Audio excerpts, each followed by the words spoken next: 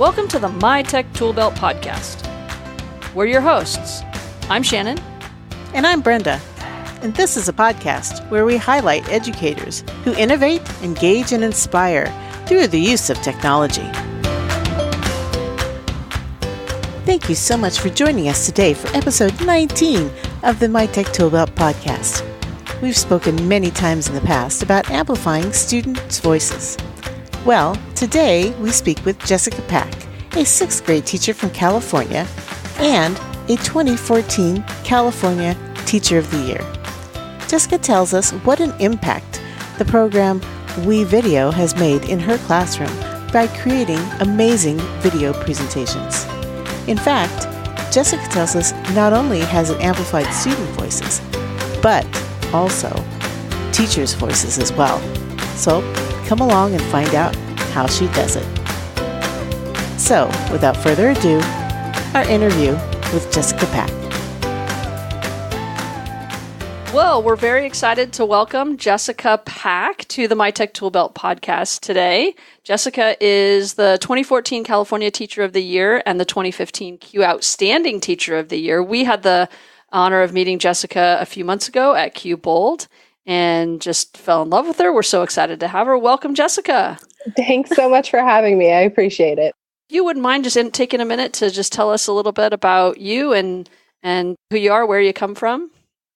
Sure. I've been teaching for 14 years in Palm Springs Unified, which is in the Southern California desert. So it is a very interesting climate to teach and learn in.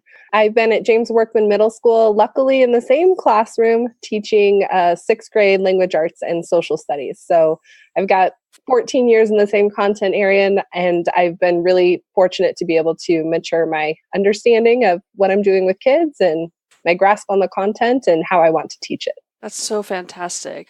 Tell us a little bit about your school. So you're in the desert. What's the demographic like out there? The vast majority of our kids are English language learners. So 76% of them are coming from Spanish-speaking primary language families. And we also have a very low socioeconomic status. So free and reduced price lunch rate is about 82%. So a lot of our kids definitely have needs, and we need to be sensitive to those. We're very excited to work with our population, but it's not without, certain challenges. Absolutely. We're hearing that more and more, just, everybody needs these different spaces. And you'd be surprised, Palm Springs, you would think is a very affluent area, and yet the kids we serve are not in that demographic population. So that's so true, because the resort community perception is just that it's all great, wonderful villas and golf courses. And we do have like 400 different golf courses in the desert, which is crazy. But we have that real stratification of our society where we have, a lot of the uber rich, and then we have, regular people who need to be served. So it's very interesting. Yeah, and probably a lot of the kids that you're serving are coming from parents who are working in the service industry and around that space. And absolutely, we gotta serve them. Right. Do you find that your families don't have access to the internet, or is that true or not true? Interestingly, many of the families have access to the internet. However, I think the attitude toward what internet can do for you and how it should be utilized, that's really the part that differs. I think a lot of the families kind of perceive it as like a social media outlet and entertainment venue, and they really don't see the educative value of being online and completing work in an online space and creating things until you're able to interact with the families and show them what their kids can do and how that tech could be powerful. And so your school is pretty progressive when it comes to, I think technology in the district itself. Can you tell us a little bit about what's currently at the school site and what your students have access to? Sure. My site is a one-to-one Chromebook site. And so that means every single child has access to their own Chromebook for the 3 years that they're at middle school.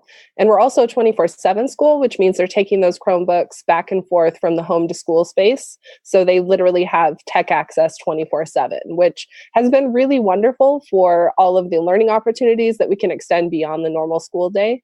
And we have been pretty progressive. We've invested heavily in our budget for technology for the past decade, and we were one of the first schools in our district to be able to go completely 24/7. So that's been really helpful.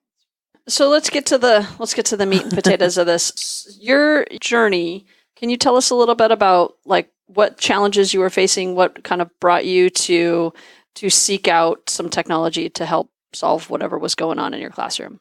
Well, I've been teaching for 14 years, and I at first really didn't know what I knew and what I didn't know, or what kids needed and what I needed to do to better meet their needs. So my second year of teaching, I had the opportunity to pilot a one-to-one MacBook program. And I jumped on board, not really understanding what I was getting into other than, okay, computer sounds cool, could be fun. And so that pilot program existed for several years, but it didn't really go much of anywhere because of the price point of the tech involved.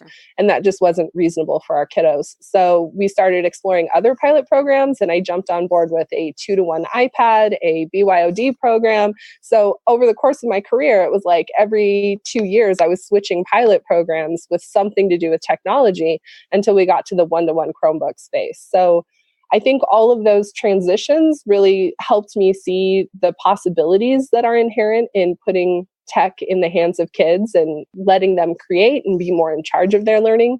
And as my classroom became more student-centered, I think that's really what made my passion grow for tech and for being able to help kids be in a space where their voices are heard, especially since my population of students don't necessarily realize they have a voice until someone opens that door.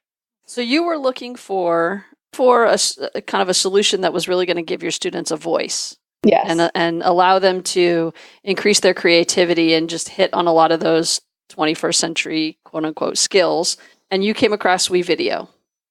Yes. I would say that we played with other video editors first, and it was actually my students who discovered the concept of making a video on a MacBook back, 13 years ago. It was literally in the middle of a language arts lesson on like the beloved plot diagram and can we chart all of the events in the exposition. And I just had this kid out of nowhere raise his hand and be like, Mrs. Pack, I think I found something and it's kind of cool and I want to talk about it. And I was like, what does this have to do with our lesson right now? But okay, sounds good, because I'll follow a good rabbit trail. Sure. And we just opened iMovie out of nowhere, and the kids kind of realized way before I did, oh, this is like, we could put video in this. And oh, we have cameras on our MacBook. So as I mentioned, we transitioned away from that particular technology, but this whole time I was still doing digital storytelling in my classroom with my kids. And it was a little laborious because we were running around with like Q-Zoom cameras and then having to kind of like import that and troubleshoot the audio into bigger desktop pieces because we didn't really have the mobile tech yet. And then we got the mobile tech, so things got a little better. But then when we switched one-to-one Chromebook, I was like, I can't leave digital storytelling behind for my kids. That's a pillar of the instruction of my classroom. So how am I going to adapt and be able to continue to give them these opportunities, and what tool am I going to use to do that? So that's when I really came across Wevideo, is just needing to solve the issue of editing on a Chromebook. And Wevideo is one of those that was an early adopter to the Chrome platform, because there really wasn't, you didn't have a lot of options when kind of the Chromebooks first came out.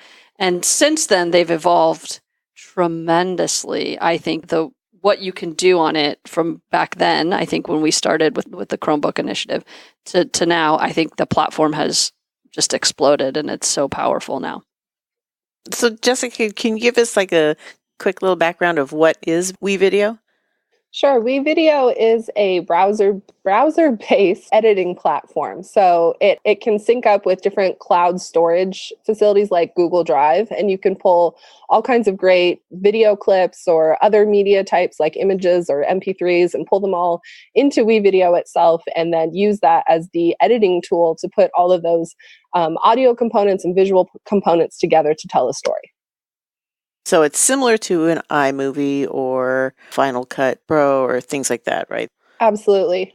Depending on the version of Wevideo that you're working with, there's also capabilities for Chroma Key. There are a lot of really advanced editing tools that weren't, like you mentioned, in the first iteration of Wevideo, but it's really grown into a very robust tool that I actually have an elective class that's leadership and video production. And my video production kids are actually able to use Wevideo to the extent that I would expect them to be able to produce really high quality pieces. So it's fantastic.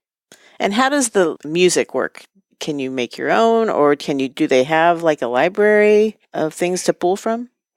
Wevideo has a really expansive media library. So there are a whole bunch of audio pieces that you can pull in, and they're broken up by mood and tone, which is really helpful for kids, especially, say, in a language arts lesson where you're talking about how to build mood and tone in a literature piece, and you can transfer that knowledge into the video production piece. And then you can also pull in other copyright-free music sources. So it's really great in that it links so seamlessly with Google Drive that you can actually use all of those great web tools and sources for all that copyright-free multimedia and be able to bring it in.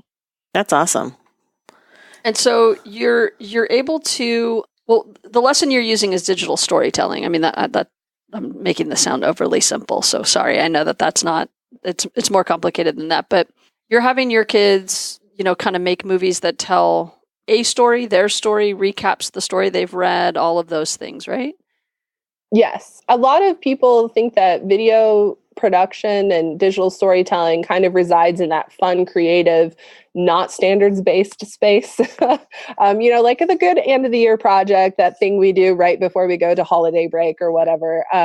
But it's actually a really great tool for content area knowledge and to be able to showcase what you've learned and create this artifact of learning that, yes, tells a story. And the story might be about what you've learned about biomes, or what your takeaway is from a particular novel, or how an author communicated a theme. So it's really versatile in terms of lesson planning because you can use it as a formative or summative assessment piece, especially if you're pairing it with a rubric that's reflective of the standards. And I'm thinking about your population. You said a lot of them are English language learners. They come from Spanish-speaking homes primarily. I would assume you have a nice a population of special education students as well. How has this helped kind of your English language learners, or has it? It's been a really powerful tool for my English language learners. There's this entire strand in language arts where we're supposed to be helping students develop listening and speaking skills. And yet, if you walk into a more traditional classroom, you might see a lot of desk work or maybe a little bit of partner sharing. And in those situations, I think that it's not as authentic of a conversation, and it's not as, organic of an experience for the speaker or for the listener, because we often give them little sentence frames and we say, share this with your partner in this specific way. But with digital storytelling, there's all of these great conversations that happen within the production process itself. And that's really necessitated by needing help with finding certain tools. Does this look good? Do you understand what I'm trying to say here? What if I use this image? Is that better or worse than the message that I'm trying to communicate before? So all of those revision iterations and just the actual workflow of the tool, there's already a lot of organic conversation happening. But then to have an English learner want to revise their work because they know lots of people will see that work, that's really the motivating piece that is so different from, handing a kid a sentence frame and asking them to parrot back to you what you want to hear. So I've just really found it to be super powerful for my ELs. And in social studies in particular, I use a quest-based learning model of instruction. So more often than not, students have a ton of choice to decide how they're going to demonstrate their learning. And my students come back to Wevideo time and again. That's their first choice for how to show what they know. And can you just walk us through just basically one of your lessons and giving a time frame and what they do start to finish? Because you're not doing this in a period. No, right? Video production is an investment of time, but I think if you are planning the lesson really well, and really it's probably more of a unit really well, it's worth the time investment. I think there is a common misperception that if you're going to make a movie with kids, you need to set aside a block of 3 weeks and hang on to your sanity because it's just going to be really, really, really difficult. But that's not really been my experience, actually. That's so good. We use the study sync curriculum within my district, and we're obligated to use a certain amount of that in whatever we're doing for language arts. So my students read a selection called The Circuit. It was an excerpt from the book The Circuit by Francisco Jimenez. And the focus of that is migrant farming. So we went through a whole bunch of background knowledge and building understanding of what migrant workers do and how their job is reflective of a lot of the people in our community, because in the desert, we have a whole bunch of migrant farming happening in the southern end. And some of my kiddos are very aware of it and some aren't. So that's a great talking point for the class. So we moved through that unit in our regular curriculum like we normally would. But then toward the end, instead of taking the paper pencil test version of, are you able to articulate these standards and understand what was happening in the story, we shift over and students write an I am poem from the point of view of the main character in The Circuit. So they're able to take, the safety of the I am poem format, which is predictable, and then plug in their content area knowledge and their understanding of the literature piece. And then once they have that script, that's when we move to Wevideo. So that I am poem becomes their voiceover in the movie. And then it's just a matter of them matching the appropriate images to best communicate their message from their script. So all together for just the video component part, it's 3 days. It's very, very seamless and streamlined, I think, if you are really intentional about the instructional sequence that precedes the video production. And they're putting in videos and still photos and their voice and music, and they're putting this all together in 3 days. Yes. Okay. From start to finish. And for us, a day is a class period for language arts, which lasts approximately 55 minutes. So instructionally, I see the payoff for that because I used to spend 2 days doing these great, project folders where you unfold the manila folder and you have all the little tabs inside. And I was like, oh, these are awesome. I love them. And I was able to let go of that project and then switch over to something like this because I have 100% completion rate. Every kid loves bringing a story to life. They love hearing their voice. And they also love the carrot of YouTube because they know that the best products in class that we vote on are going to end up on the YouTube channel. And that's where everybody wants to be. It's definitely the legacy piece of my classroom. Smart. I love that. Is that YouTube channel public? Yes. Oh, can you share it with us? I can share it with you. I sent it in the social media links.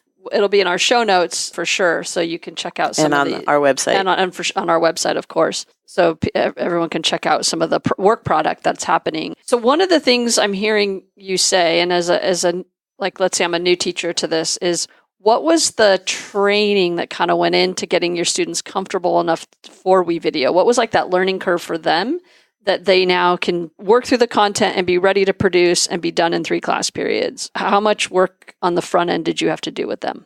The most amount of work that I do with students is actually mini lessons focused on visual literacy and audio literacy, as opposed to actually teaching the tech, because kids are not afraid to click around in a browser and find out how things work. So that's one way that I can save time for myself, is if I don't feel the need to personally micromanage the understanding of the tool for every child and just give them playtime to create. That's a lot easier. So usually one of my first week activities is just, here's Wevideo. We're going to log in, play around, see what you can do. And I give them 20 minutes just to run around in the app and be crazy with their group. And it works out really well because then when we get to something instructional 4 or 5 weeks later, they already remember that experience. Excellent. And they're probably working together like, oh, how'd you do that? How'd you do this? And they're sharing, oh, I clicked this button here and did that. So that's really powerful, rather than you kind of going through and being like, to do this, you do this, to do that, you do this. They're learning from each other probably.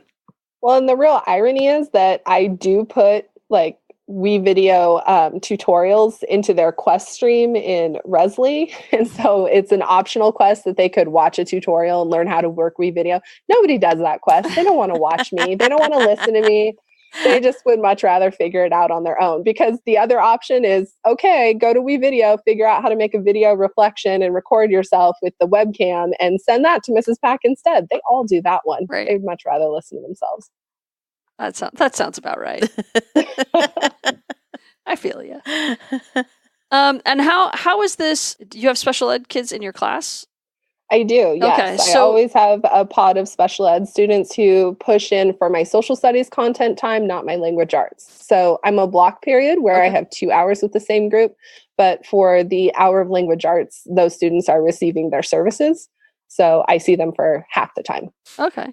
How are they using Wevideo, and what kind of benefits are you seeing in that population, the special ed?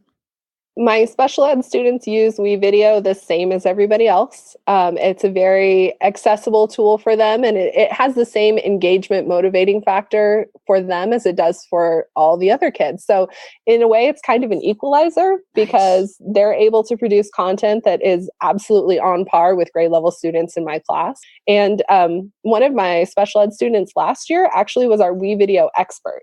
So because she came into class a little bit later than everyone else had arrived, they were wrapping up their language arts and she was ready for social studies. So I said, hey, go to wevideo.com, see what you can figure out. And she went to wevideo.com. She figured out how to log in with Google. Like this was no problem at all for her. And by the end of the period, she was an expert. And the next day, with Wevideo, for everybody else starting to log in and starting their project, she was able to like flutter around the room and be the helper. And that was really empowering for her because I don't think that she had previously had that type of experience. Nice. And it's nice being the new kid and having a project or, some sort of leadership role. Yeah, you're the expert. Right. You're the expert in the room. And especially if you've never been the expert in the room. Right.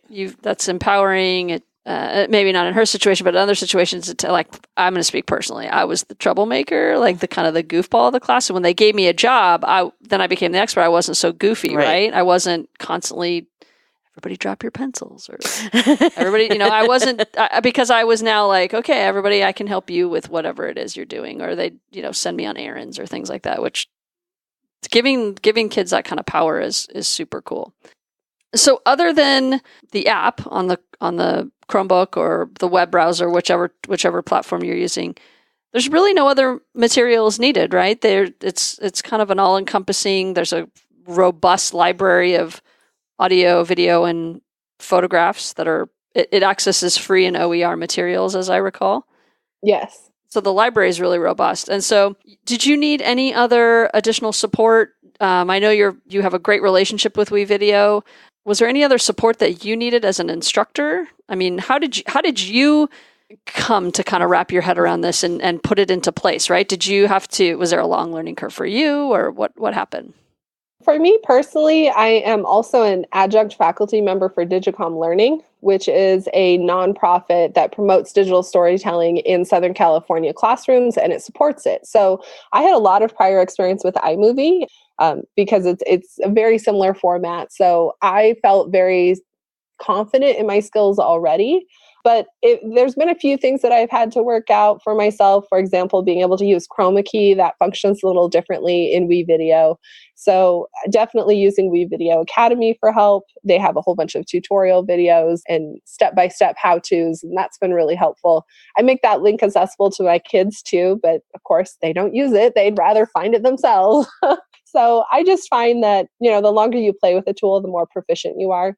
And digital storytelling is my personal passion, so I create personal projects also as well. So I think just learning by doing has been an appropriate scaffold. Excellent. So give us a hint on what kind of personal stories do you do?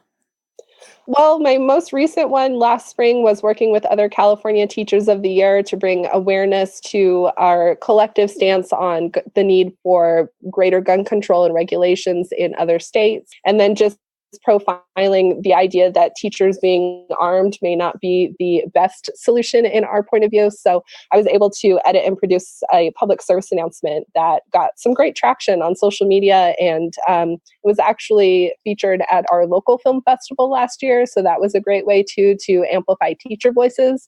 So for me, I like to create topics that I'm passionate about and things that I really love. So I also do personal projects about my family.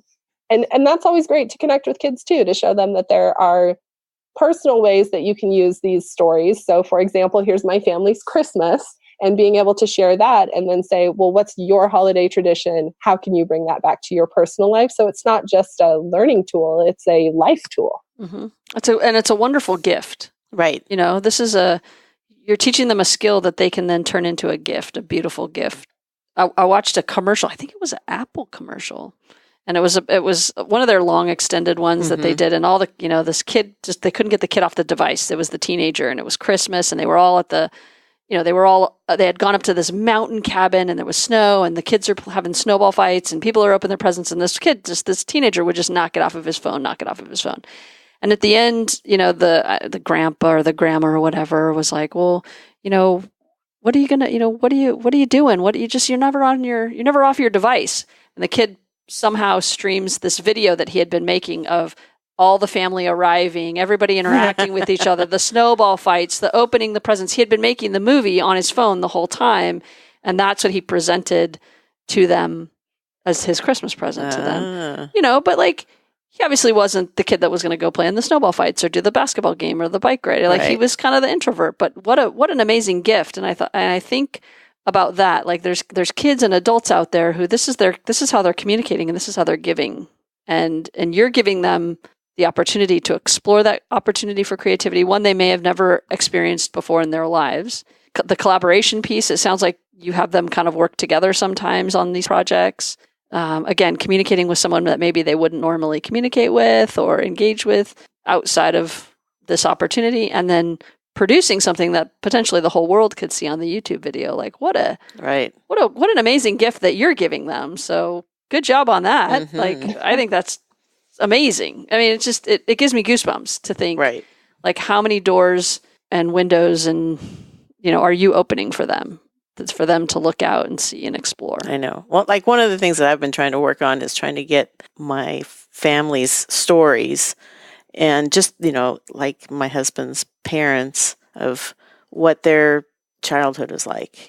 Just give me anything so that I can record it, so that my kids can hear it, and because I already can see that either they forget their own stories after a while, or they'll tell me stories, but I'll forget what, I remember small details, but then I don't remember the whole thing. And so I think it's so nice to be able to capture those stories, even if these kids interview their grandparents or interview their parents, and just find out what it was like for them when they were 10 or 12 years old. Even if you just take one snippet of their life, I think it'd be really neat to hear, for the kids to hear what their mom was like at 12, what her life was like at 12, and create a story for her. And I don't know, I think that's true. It's true. I think the inverse of that is really interesting to watch too, where the students are relating family stories and events and talking about family members. And then to watch the parents hear from their child's point of view is always like hugely emotional. One of my students last year had an award-winning video that is called Abuela, and it was about her grandmother's impact on her life and how she was affected by her death. And her particular family doesn't really discuss grief very much. So the first time the parents saw the entire piece was in the award ceremony, watching it on that giant screen. And it was just such an impactful, powerful moment to realize that this family didn't even know that point of view really existed in their child. And the whole idea of truth out of the mouths of babes, like that really comes across with digital storytelling. It's so funny because like so many times you're creating these events for your kids and memories for your kids, and so typically those are not what they remember. No, if they remember something totally different, and so I think it's really neat to be able to hear what is affecting them. That's so cool, so cool. Okay, so I want to kind of get to the nitty gritty. We know what platforms this works on. It's totally web based. You're getting formative and summative assessment based on the structure of what you're doing. How has this tool just really impacted, you as an educator? Because it's making a huge impact on the students. We can hear that in the stories that you're telling us. How has it impacted you as an educator? How has it changed your practice? I think first and foremost, it's reinforced for me my constructivist outlook and the idea that kids are in charge of their own learning. They need to construct meaning from whatever it is that they're engaging in. And I have this really deep desire to create compelling learning opportunities for kids that don't center around me as an instructor. So for me, watching their stories and using this tool, all of that together has really been a source of constant inspiration. I think as teachers, sometimes it's easy to get bogged down in the red tape of education and the edicts from on high. And, everybody in that wonderful ivory tower might have a slightly different outlook than people in the trenches. But, all of that aside, this helps me feel confident in what I'm doing as a professional and how it powerfully can impact my kids. So for me, it's the inspiration piece. Beautiful. So once the student has finished their project, how do you go about grading and assessment? What's your rubric? I have a couple different rubrics, and it really changes based on what I'm looking for. So if I'm looking for something that's like basic content knowledge, to really understand whether or not the child understands, say, legalism compared to Confucianism in ancient China. And that's really what I just want to boil down on. Do they understand these parts of the standard? I might use a 1-point rubric, which has the parts of the standard broken down in the center. And then on the left side, we've got areas for improvement. And on the right side, we've got areas of competency or advanced sort of expression. And I can kind of break it down line by line for kids to let them know where they stand in terms of mastery of the standard. If I'm looking at a summative piece, that is the holistic expression of content area knowledge and digital storytelling skills like visual literacy and audio literacy, all of that tends to work better on a 3 or 4-point rubric. So I always give the rubric to my kids in advance. We're very used to working off of rubrics just as part of our instructional structure. And that's really been the way that I'm evaluating and grading. Probably the most convenient part of Wevideo is that you can export directly to Drive. So my kids can turn in the shareable link to their video via Google Classroom or Resli. However I'm wanting to collect that information, it's really pretty seamless. That's so awesome. Yeah, it is. Makes it easy for you. Yes, it does. And do you show the videos as a class to everyone, or are these all private just for your eyes? I think the really most important part of digital storytelling is the authentic audience. I don't really think people in Hollywood create only for themselves in a single room. They're always creating with an audience in mind. And that's a huge part of Common Core, is writing for your task, audience, and purpose. So we're always watching videos in class. We might watch, break into 2 or 3 groups in class and watch everybody's in small groups. Though that usually happens for a first edit. If it's a second edit or a big project, we'll watch everybody's in class. And then other times we'll just, make a library available. And then that's a may-do activity. Go in and leave feedback for this person's.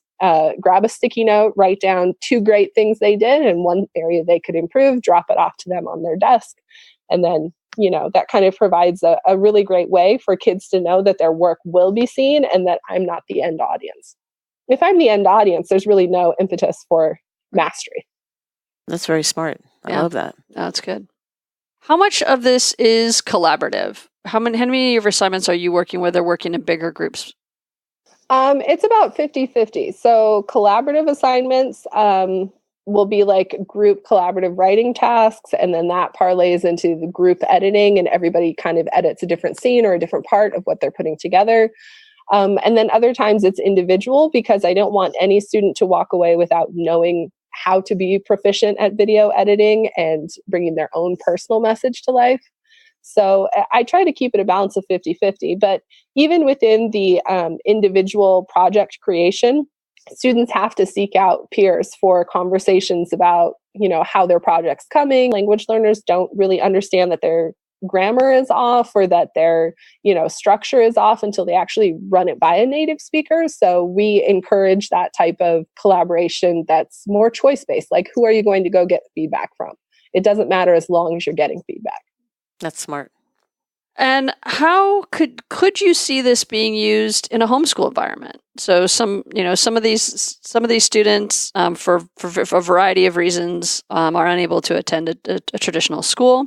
And I use that in like going to a building and being there, 6 hours. So have you come across any of the homeschool or using Wevideo in different medical situations or for kids that are traveling or things like that?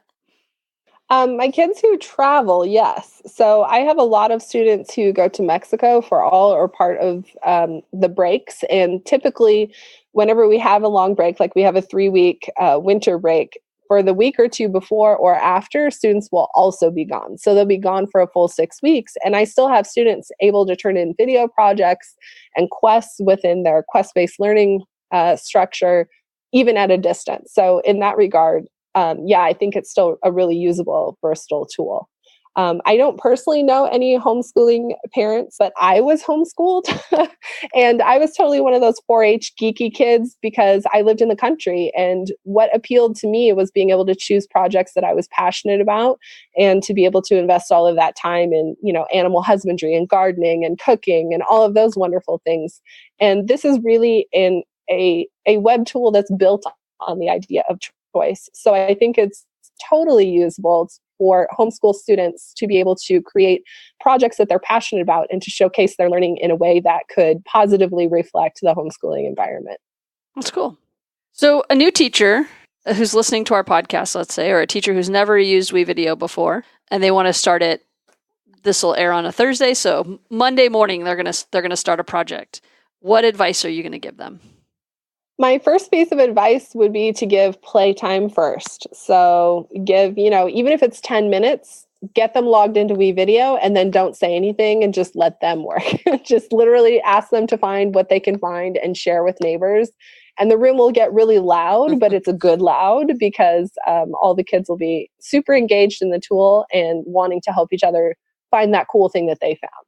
So that would be my first piece of advice. My second piece of advice would be to be intentional about it, plan your instructional sequence, and then try to figure out what you were going to do to assess, and can you just swap that out for a video piece instead.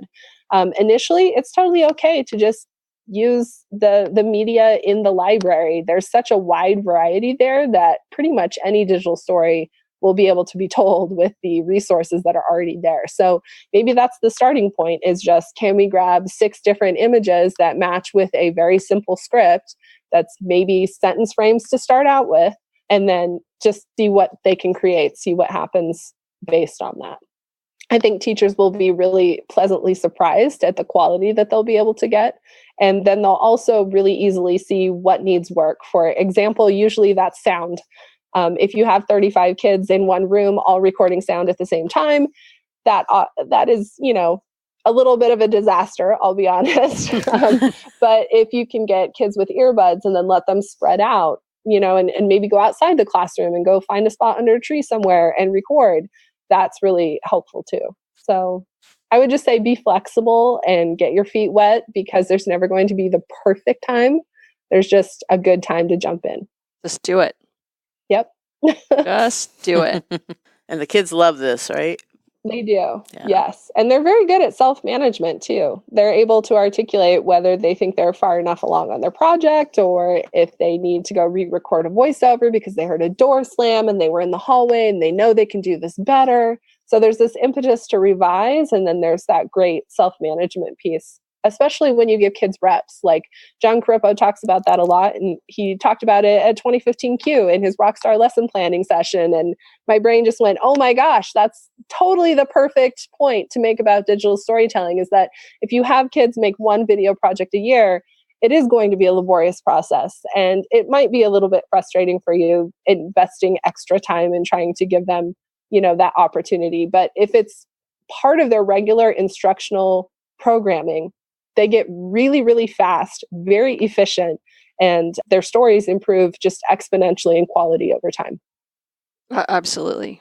Yeah, John Chroma was talking about reps when we interviewed him post-Q.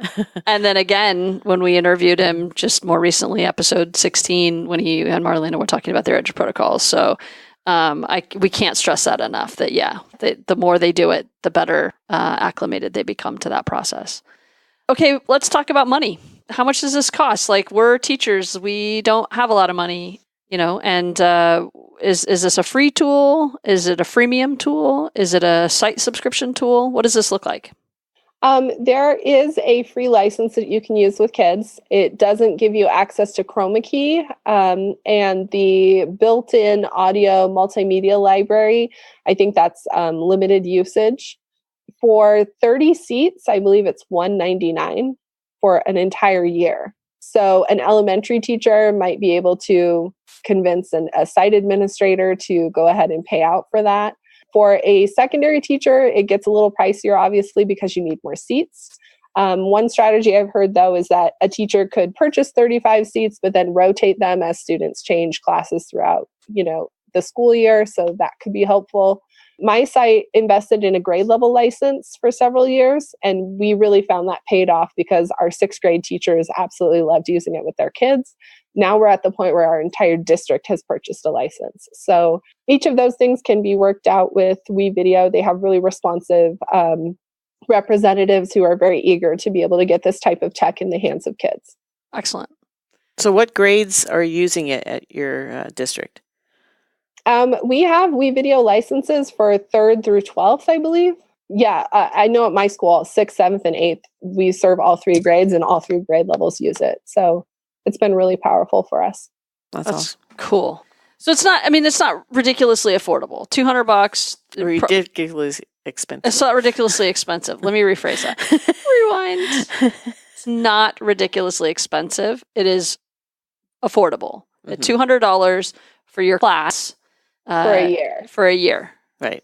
So it's something that, you could GoFundMe, you could ask your administrator. Donors choose. I mean, there might be some opportunities there for getting that. And bake sale, I don't know. Don't quote me. But it could be done. Or there's the free version that will just give you obviously not as robust of opportunity, but it could get you started. Right, get you a taste. Right? It could get the kids excited about it. You could demonstrate that what the kids are learning. Then you take that to your administration and go, "Hey, look what I was able to do. Imagine what I could do if I had the paid version. This is what I could do with the free version. Now I want the paid version." All good things. All right, Brenda has another question for you. Yes, this is a question that I like to ask everyone. Are there any books that have made an impact in your life, either professionally or personally? I'm loving the Edu Protocols book. I'm glad you guys brought that up. Episode 16 just launched. Download that episode. John and Marlena. Great book. In terms of books that have affected my practice, I think the book that's had the most impact on me is Drive by Daniel Pink. It's talking about the motivating factors for us in today's world. And that's actually the inspiration behind my quest-based learning approach that I've adopted for social studies. And it's just the idea that when you give people autonomy and purpose and you allow them to pursue mastery on their terms, it's a really powerful learning environment. So students in my social studies class have total autonomy over the task that they undertake, meaning the assignment, how much time it will take them to complete it, the team that they collaborate with, and the tools that they use to express their understanding. So I've really taken that book to heart and a lot of the truths in that book about how we traditionally try to motivate kids that are not effective. And I've really transformed my instructional practice. So for me, that book is important. Cool. Great. We always learn new books. I'm going to add it to my book list. Yep. And then they have it in audiobook, Brenda. Oh, nice. I'll put that in my cart. Oh, I listen to it at the start of every school year in September. That's so funny. I do. Because I have a commute to my school. I live just outside the desert in a rain shadow, actually. And I drive in every day, 35 minutes. So that's a lot of good quality audiobook time. It is. Or podcast time. Or podcast time. Either, those two. I do both audiobooks and podcasts on either my 40-minute drive or my 50-minute bike ride in. So it just depends on how much time how much time is left on my audiobook and whether I drive or ride. Okay, excellent. Anything else, Brenda? You have any other questions? Where did you say you live? I live in Banning, California. So it's right outside the desert in the San Gorgonio Pass area leading to the Inland Empire in LA in that direction. But what did you call that? We're actually in a rain shadow. So all of the weather stops in our pass and it doesn't get into the desert. So it can be snowing here at my house and I leave and I go to the desert and it's like beautiful 85-degree sunshine. I have never heard of that term. No. And we live in Southern California. And where it's 85 every day. Yeah. And I'm wearing a jacket because it's cold. Well, because we live in the gloomy South Bay. Or the June, it's like fog and, coastal fog all the time. Quite often. And then you just got to go a mile east and you're like, oh, it's like 95 here. And then it's like, 68 at our house. Because both of us live very close to the ocean, so which is great, except it's cold a lot. It's not like a Hawaii beach, where it's like beautiful all the time. It's like it's a colder, and then other days it's fantastic. Yeah, it's like today. Interesting. But I've never heard of I've never heard of rain shadow. Rain shadow. That's cool. I'm gonna Google that. Yeah. Cool. Any other advice you would give to new teachers kind of starting out with technology and just like they're new, they're super excited to do things? What advice would you give them? I would say remember to be flexible. Whatever you have planned may or may not go off as planned. And that is okay. And just know that happens to everybody. And I would also say don't feel the pressure to always teach your kids the tools because they don't really need our help. I think they just need us to provide the opportunity and give them space. Fantastic advice. Great. Jessica, thanks for your time this morning. We really appreciate it. It has been wonderful getting to know you over the course of the last few weeks and months, and we are looking forward to this podcast airing and just sharing Wevideo with everyone. So thank you so much. Thanks for the good work you do for your students. I think that's super, super awesome. So we appreciate you. Thanks again for having me. This was fun. Thanks. And we're out. Thanks for listening to the MyTech Toolbelt podcast. If you have enjoyed listening, please rate us on Apple Podcasts or send us some feedback on our website, mytechtoolbelt.com. We would love to hear from you. This will help us deliver the content that you want to hear. Thanks, and we're out.